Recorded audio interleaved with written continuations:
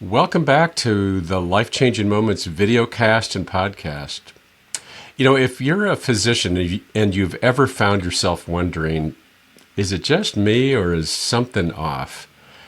Today's conversation is for you. In earlier episodes of the podcast, we've explored the pivotal moments, the branch points or the inflection points that shape physicians' lives and careers. In this series, we're turning our attention to just a bit differently toward what so many physicians are quietly carrying every day and creating space to understand it and perhaps begin to move through it. And for those of you listening, this isn't about quick fixes. It's really an invitation to better understand what may be happening for you and to begin to consider what small shifts might open the door to more meaning, engagement, and even a sense of gratification in your work. Today, we're talking about burnout, moral distress, overwork, and for some, a deeper sense of disillusionment with the practice of medicine itself. And I'm really glad to be joined by my colleague at MD Coaches, Dr. Carla Rotering. Carla brings a remarkable breadth of experience to this conversation. She had a long and distinguished career as a pulmonologist and intensivist, and she served as the first female president of the medical staff at a major hospital in Phoenix. And she's still practicing. Alongside that, she's been coaching physicians and others for over 20 years. What I especially appreciate about Carla, and I think you will too, is the depth of her listening and the way she helps people reconnect not just with what they do, but with who they are. And that's reflected beyond medicine as well. She's a writer, a poet, and a musician, which gives her a perspective that's both grounded and deeply, deeply human. Carla, as before, it's really great to have you here, and I'm looking forward to another great conversation with you. Yeah, it's really great to be here. And Dael, I embrace the opportunity to be in conversation with you, especially around this topic, which we've talked about before. Talked about it a lot, and so I'm looking forward to kind of where, also where we've grown, some of the things that we've noticed, and what our new thinking may be about some of these issues as well. As I was reading the introduction, I was aware just using the word burnout is increasingly a turnoff for people. Like when they hear that, they're already sort of like, I don't want to hear any more about burnout because I've heard enough about burnout, or nothing's changing, as an example. And it makes me think of like the first question for us to consider is, as you sit with physicians today, what feels most present beneath the surface before they even begin to describe burnout? So first, if I could just reflect, I think that part of the challenge of that word, that particular word, is that it underestimates the experience. And it sort of normalizes the experience in a way that does not resonate with our daily living and what we walk through on a daily basis. Most of us, I think this is true, most of us really came into medicine with this ardent desire to make a difference, to dissipate suffering, to do good work. As we've engaged in what I call the machinery of medicine, and really committed to doing that which we said we would do, right? We enter into a pace that is different than we expected. We enter into compliance with agreements that we never consciously made, right? And a bunch of regulations that seem to shrink the capacity to work the way we want to. But those things are very subtle, and they take hold very slowly, often without our noticing. And what we notice is, I just don't feel like myself anymore. I don't feel to the extent that I used to. I don't have the degree of caring that I used to. We find ourselves perhaps being cynical in a world where we would never embrace cynicism. And that's across the span of our experience. So it's at home, it's at work, it's, waiting in line at the grocery store, driving a car. I think I told you years ago when I was driving and really was depleted, but wasn't aware that I was depleted. I was in traffic and I actually threatened God with a lawsuit for breach of contract. It just seemed to come out of the blue. So we notice things that about ourselves that aren't familiar to ourselves, and we can't name it. Yeah. I really like what you said about that. The word burnout really doesn't quite capture it, and it's become kind of part of our lexicon, and that it's almost dismissive, and, you brought up a really good point, this awareness of being depleted. And one of the things that I'm aware of is that a lot of times people are not aware that they're depleted, and they're still going through the motions. And I wonder if you have some thoughts about, you're talking about yourself. So how did you become aware that you were depleted? And how long had you been depleted? Probably for much longer than I even now recognize. So my go-to was I'm tired. I'm busy and I'm tired. How are you? I'm busy. Everybody knows you're busy. How are you? I'm tired. Everybody knows you're tired. And then there's sort of unrealistic misunderstanding that was irrelevant. That being tired was irrelevant. That's the way it was supposed to be, right? Being busy, and I'm not talking, I'm a busy girl. I'm talking busy, just like anyone listening to this can probably relate to, at least during times of their work in medicine. That's just the way it was. And to bring attention to that was, it was just not part of our conversation. Right. In fact, there was a certain amount of pride that I could be that tired and still do what I consider to be good work. That in fact, the more I overgave, the more you overgive, the more esteemed we might happen to be in our communities. So depletion really is that point where we lose our boundaries, right? So our behavior may become incoherent with our intention. We literally are so overly tired we can't sleep. We engage in numbing behavior as opposed to nurturing behavior. Our relationships become really more distant, and fundamentally the relationship with ourselves become more distant. I actually had people confront me, people who cared about me, who said, we think that you're going to die, and we don't think you're going to listen to anyone. So how do you want us to handle this? And that made me angry. Yeah. Yeah. I was thinking you were about to say, well, that made me more aware of I might be depleted, but it just kind of fed it in a way, is what I'm hearing you say, which I would imagine some people who are listening to this can identify with.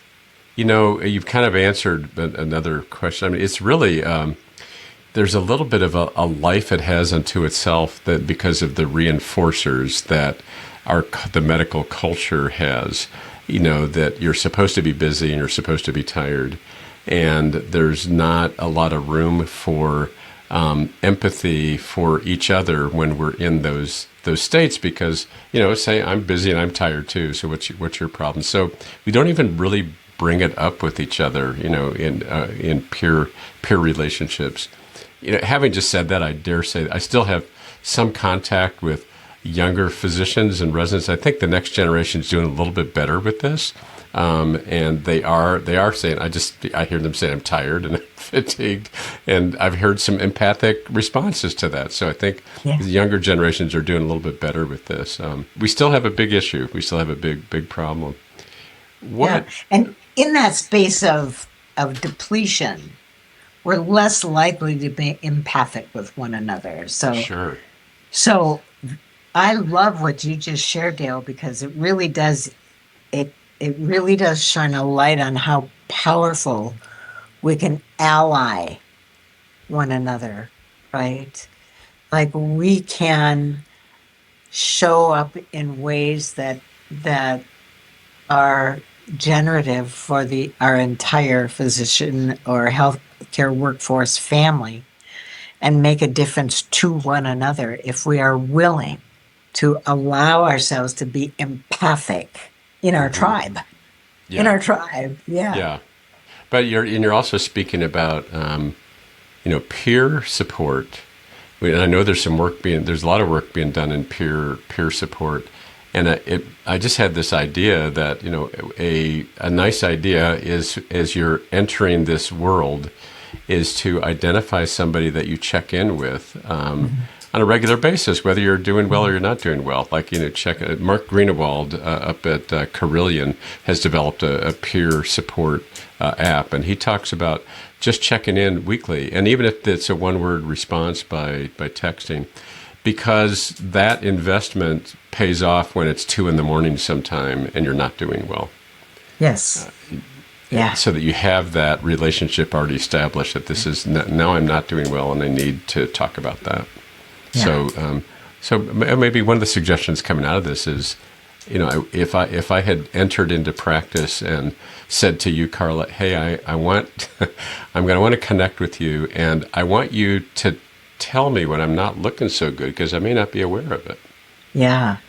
And we are a profoundly gifted community of people. We have the capacity to be that for one another. And it doesn't take much time, and it reinforces connection and caring. And we might just save someone a lot of suffering. Yeah, absolutely. I want to bring us back to the concept of this complexity of burnout, and you did speak some about what has kind of gotten lost for people when they start moving, when a lot of the busyness of medicine kind of replaces what was meaningful for them. But I also wonder, and you kind of alluded to this as well, when physicians tend to stay there, like you said, people who were concerned about you said, we don't think you're going to change. What might physicians be protecting by staying where they are, even when it's painful? And I bring this up, this is a common question that we bring up in coaching, is what might you be protecting by remaining the way that you are? What are some of your thoughts about that? Yeah. So I think the obvious things at the top level, right? So I don't know how to do anything else, right? I need this salary. I have children, or I have this or that, financial considerations. But a lot of it has to do with identity, right? And this sort of vague reference to an existential shame that if I walk away, I'm failing in some way. And there's already this misunderstanding that there's something wrong with us if we're in that space in the first place, or even considering it. So, so that sort of deep question about, if I am not this, who am I? Mm. And if I am not this in the world, what will the world make of me? Will I be seen in the way that I want to be seen, both by the world and by the inner self that judges who I think I'm supposed to be in the world, right? Yeah.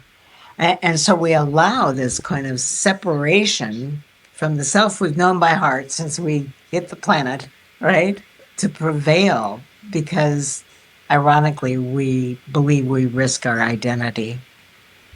Yeah, yeah. As you were saying that, one of the things I'm thinking is that protection of maybe losing our identity is that we haven't flexed ourselves enough to think about the different ways that we can show up. Yeah. And we tend to get into black and white thinking about what it means to be this profession. And we kind of get locked into that. Like, so if I'm not this, and who am I? Well, that this may be the way that I'm practicing. It's the only way it's the only thing I know how to do. It's the only way to do this. And of course, you and I know that that's not true because, our lives, we have done different things with our. So it makes me wonder, that kind of black and white thinking, how do we get, in the coaching world, and then just an invitation for people to begin to flex that just a little bit? What helps physicians move from feeling stuck there with that image to even the smallest sense of something a little bit different and still maintaining their identity as a physician? So I'm going to start with a story. In the midst of my own personal existential free fall, when I really just was depleted on every level of my being, I would go home at the end of the day, and I would complain, and my partner would say to me, "Quit." And then I'd call him names, and I'd tell him he had no capacity to understand anything I was going through, and he just shouldn't talk to me at all because he didn't know what my experience was. And I probably said things that were far more inflammatory than that back then. But I will never forget, several months into this sort of nightly ritual, I woke up at 2:00 in the morning, and I thought I could quit.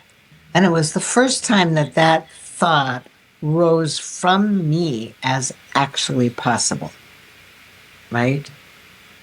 That I didn't have so many obstacles in the way of what that would mean about me, that I really recognized it was a possibility. Now, the interesting thing about that was I didn't quit. And the thing that shifted for me was I realized that I was there by choice. And so I would begin to say every day, I'm doing this by choice. And then begin to implement really small daily practices that helped me shift my experience so that I became more of who I am during the course of the day. And I also, by the way, I hired a coach. And the shift in that thinking was really interesting because I was convinced that there was something wrong with me, that I couldn't navigate this system in the way that it seemed like other people were, that there was some broken, fractured part inside of me that needed to be glued back together or whatever, to an understanding that I just didn't know how to do this in a way that was gratifying to me, and a coach could help guide me to make the kinds of shifts in my life that would help me live a life I loved. I want to underline a few things that you said there because I think it's useful for our audience. One is this internal realization that I don't have to continue this way. I can quit. And your partner may have been planting seeds, but maybe not. It just had to come from you, had to come from inside of you so. And then the other part is that recognition that I'm still walking and driving myself to work. I am making a choice. This is the choice that I'm making. And as long as I'm making a choice, what other choices do I have about it? And how can I restructure this in a way that is more in line with what would make me feel more human, feel more like myself? And it sounds like it was a gradual piece. And then having a coach be able to help you guide and help in conversation move you in a direction of more wholeness was another important piece. Yeah. One of the things I've noticed, by the way, is with clients that I've had, physician clients that I've had, who arrive in coaching with the statement, I can't do this anymore, I'm not going to do it anymore, I'm certainly not going to do it in this practice anymore. Almost all of them are still in the same, after coaching, they remained in the same practice. And because they went through, you described it very eloquently what your own process was, but what they've learned is to be able to identify what's important, what's meaningful, what gives them purpose, and then to actually ask for it, to actually ask for it. And then it's taking a risk, but it is going back to something you said when we began, that we tend to adapt to the environment. And the environment says you need to start doing this now. We just start doing that. You need to start seeing more patients. We just sort of start doing that. And when people start asking for what makes them whole, they may not get everything, but they get a lot. And then they end up doing the same thing that you did. It's interesting. You didn't leave either. You just needed to rearrange some things for yourself. Mm-hmm. Nice. I remember my very first coaching conversation. And the whole conversation was about slowing down. And I had that initial reaction that I had to my partner when I just thought, he just doesn't understand, right? So, and I felt like that about my coach, but I had made a decision that I would come with an open heart and an open mind, at least for that hour, right? At least for that hour. And a couple of little tiny ways to slow down. So for instance, one of the things that I implemented was I just put my hand on the door of the room that I was about to enter and just took 2 breaths. Right? Just 2 breaths and it really supported me in just like showing up, being present, letting go of all the noise and remembering what I was doing there. It didn't take any more time. I moved way more swiftly. I surprisingly saved time because my physiology was regulated. My heart was engaged. My mind was ready for what was to come. And so sometimes those simple little physical things, the other thing that I did, and I'm interested then in some of the things that you've done, Dael, I really wanted to engage people in helping me, right? Supporting me. And you said to ask for help. So here's what I asked for. I asked the nurses to ask me what color my patient's eyes were every time I left a room. Wow. And there's something really extraordinary that happens when you intentionally make eye contact and hold eye contact long enough to see what color eyes are. And the relationship shifts in the room, but the relationship with the work shifts as well. And we remember, this is noble stuff we're doing. Mm-hmm. That's like human being on the other side of this conversation. And so we become more connected, and connection is a powerful remedy for what we're talking about. Yeah, because I know you and I know how important connection and relationship is for you. That was a very meaningful avenue for you to reclaim yourself. And I'm sure that's important to most physicians, connection and relationship. And there's other things that are important to physicians. So I wonder if you and I can talk about, so that's what was important for you, and you identified what kind of started shifting you a little bit. I'm wondering, what are some of our ideas about, for people who are listening to this, what might they do to begin to identify what could help them shift into more of a what else is possible for me here kind of a state? I'll start. Well, yeah. There's a couple things that they're brief exercises, but one of the things that I'll have clients do, that, and listeners can do this right now, is literally get a piece of paper and put a line down the middle of the paper. And on one side of the paper is, these are the things that I like when I go about my day. These are the things that pull me in. This is what gives me life. It lights me up. I enjoy this. It may be a patient that you see on your schedule. What are the qualities of that patient that pull you in? And on the other side of the paper, these are the things that I really don't like. These are the things that I hate. These are the things I don't want to be doing. just to begin taking an inventory of what is it. And then, obviously, very simply, is there a way to reduce those things on that you dislike? And is there a way to cultivate and expand on the things that you do like? It's a very simple exercise. Yeah. The other exercise I do is, which I know you're very familiar with, is actually having people draw a picture of what's meaningful to them about their professional life using crayons and a piece of paper. Although I just have to tell you, I was working with the Schweitzer Fellows yesterday. Some of them came with paintings. They had done a painting of what was professionally important to them. So that's a nice right brain activity that can get you in touch with, here's what's important, here's what I want to go after, here's things that are important to me.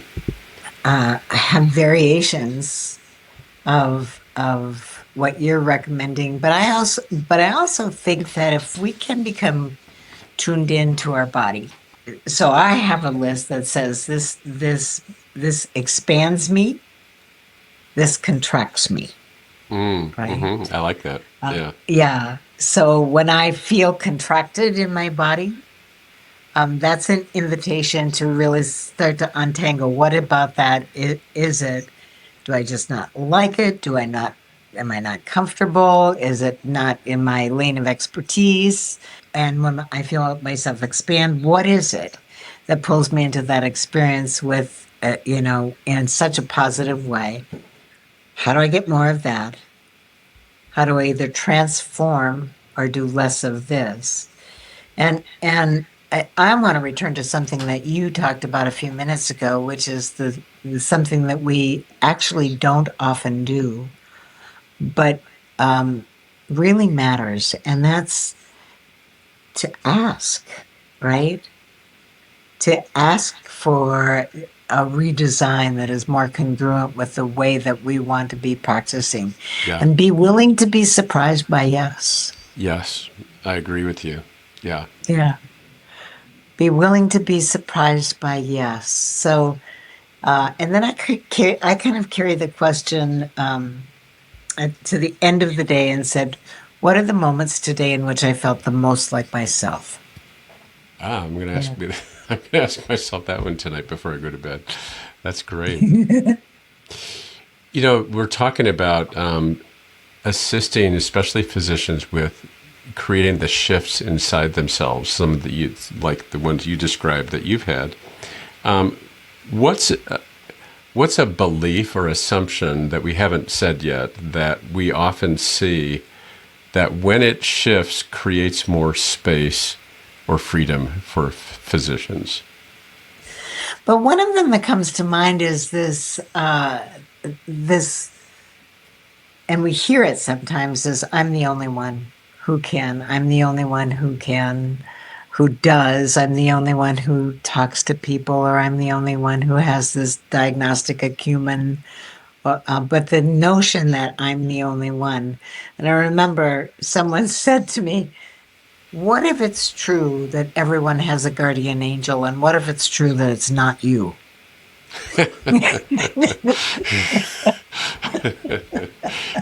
So the shift would be not just that I'm not the only one, but that I work among people I can trust, right? Mm-hmm. That I can hand off and trust that all will be well, that I can lay down my worry at the doorstep when I walk through the door of my home, and have full faith that everyone's in good hands. Knowing your story and some of the things you've shared, how important that would have been for you as well. Because you were solo practice critical care person. So, being able to let know that there's other people that you can rely on, I'm sure is really important. Yeah. That I'm the only one thing has another iteration, and that is I'm the only one who feels like this. I'm the only one who experiences this. I'm the only one who isn't managing it the way that I'm supposed to. Yeah. And so the awareness that we have a shared experience, that nearly every one of us has navigated times like this, that we are in a community of caring that knows what we're talking about if we're willing to say it out loud. Yeah, I think the common shift that I see, or common assumption, is something you and I have talked about already tonight, which is the assumption that this is the only thing I can do with my Yes. education and training. And there is an ocean of other opportunities out there. And when people discover that there's a lot of things I can do with this education, there's a lot of different ways I can practice the same specialty in different ways. But there's also a lot of things I can do with my knowledge. And even with that awareness that there are a lot of other things out there, still a lot of my clients continue to do what they were doing. It's just having that awareness that I don't have to remain here if I don't want to, and having the freedom, just the awareness that I have the freedom to do something else, that there are other opportunities for me. That's the one that I see a lot. Yeah. And the courage to explore beyond what we've always thought were the field of possibilities. Yeah. It's exciting. It's very challenging to live inside a limited container without hope Yeah. Yeah. for a long time. So I don't know about you, Dale, but I see lots of people who say, I just want to get through this and get to the end. Oh, absolutely. Oh, I hear that is a very common refrain. How much longer do I have to work so that I Yeah. make enough money to put my kids through college? Yeah. I've heard that one. Yeah. Yeah. Yes. And I'm Off those thinking of notes. letting them get I'm thinking of letting them get through college on their own. Yeah, yeah. Well, that's the next week. That's the next week. Well, we're talking Yeah. a little bit about what we hear about in coaching. So I want to ask you, or for us, to talk a little bit about when somebody is in coaching with a coach around these issues. What seems to make a difference? What do we do? Can we give a little flavor of what we do in coaching that assists people along? Coaching is a little different than athletic coaching, right? It's not performance coaching. So the coaching container and the way that I've operated, and my understanding is the way you've operated and most coaches operate, is really to create a space or a container. Those are words that coaches use, right?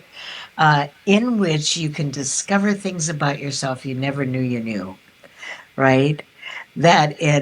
And for me, coaching is really the capacity to ask the powerful questions that allow people to tap into what they already know and want and have the interest in creating, right? But Or at may least exploring. but may have buried underneath a lot of stuff. Yeah, Yeah. yeah, And I think yeah. I coaching mean, helps that unearth and emerge. yeah, Yeah. yeah.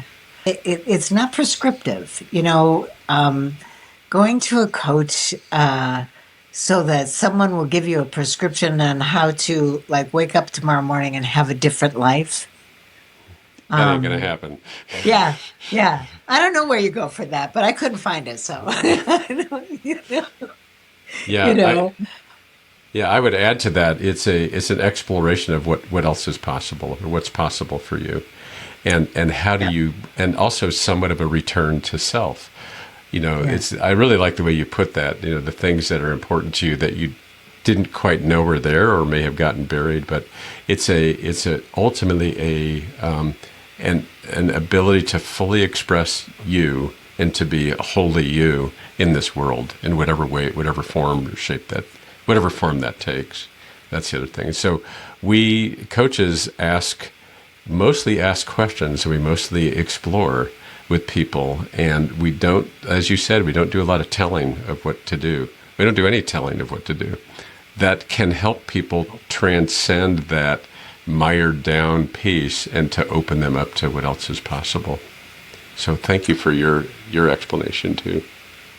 if I could just in this age when we express our disappointment that we don't have the kind of agency in our lives that we would choose to have. Coaching also reminds us that we do have agency, and that we can continue to look outside for all the things that limit us, but ultimately, in really valuable coaching sessions, we learn that we can take responsibility in that, in that form of the word, that is the ability to respond to what's present in our lives and create agency in a way that we thought had gone missing for us. So it's empowering. Yeah. Well, one final question for tonight. If someone is listening and feeling some resonance, but also some uncertainty, what do we want them to hold on to from this conversation? What do we want them to take away? A curiosity about what if I were willing to consider that there may be something else. What might that look like? And who would I want to shepherd me or walk with me as I do that exploration? But the curiosity that maybe the way things are the way they have to be.